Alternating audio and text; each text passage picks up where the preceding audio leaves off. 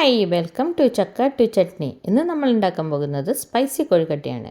അരിപ്പൊടി, മുളക് പൊടി, കായം പൊടി, വെളിച്ചെണ്ണ, ഉപ്പ് എല്ലാം കൂടി നന്നായി മിക്സ് ചെയ്യാം. ഇതിൻ്റെ അളവ് ഞാൻ ഡിസ്ക്രിപ്ഷൻ ബോക്സിൽ താഴെ കൊടുത്തിട്ടുണ്ട്.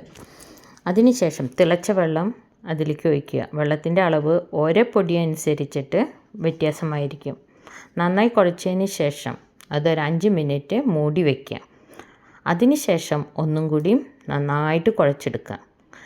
ഒരു ചെറിയ പാത്രത്തിൽ കുറച്ച് വെളിച്ചെണ്ണ എടുത്തിട്ട് നമ്മുടെ കയ്യിൻ്റെ ഉള്ളിൽ പുരട്ടിയിട്ട് ചെറിയ ബോളുകളാക്കിയിട്ട് അത് വയ്ക്കുക.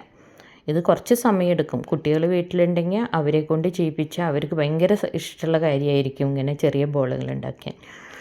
അതിനുശേഷം ഇത് ഒരു സ്റ്റീമറിലോ അല്ലെങ്കിൽ ഇഡ്ഡലി പാത്രത്തിൻ്റെ തട്ടിൽ വെച്ചിട്ട് ഒരു 15 മിനിറ്റ് സ്റ്റീം ചെയ്യുക. സ്റ്റീം ചെയ്തെടുത്തതിന് ശേഷം ഒരു പാത്രത്തിൽ വെളിച്ചെണ്ണ ഒഴിച്ച് കടുക്, ഉഴുന്നും പരിപ്പ്, മുളക്, കറിവേപ്പില, നാളികേരം ഇട്ട് നന്നായി ചൂടാക്കി അതിലേക്ക് ഈ ആവിയിൽ വേവിച്ച് വെച്ച കൊഴുക്കട്ട ഇട്ട് മിക്സ് ചെയ്ത് വയ്ക്കുക.